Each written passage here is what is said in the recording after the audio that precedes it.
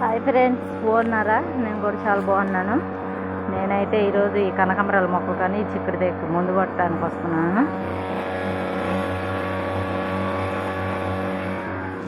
అంటే full tank ఎత్తుకోలేనులే కానీ ఒక 10 లీటర్లు 15 లీటర్ల వరకు పోసుకొని ఎత్తుకోగలను. ఈ చిక్కుడు దగ్గర కొట్టాలి ఇప్పుడు ముందు.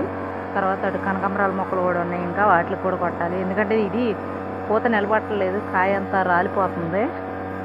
కింది కట్టి నిలబడతాను పూత రాలకుండా ఉంటాను అనమాట.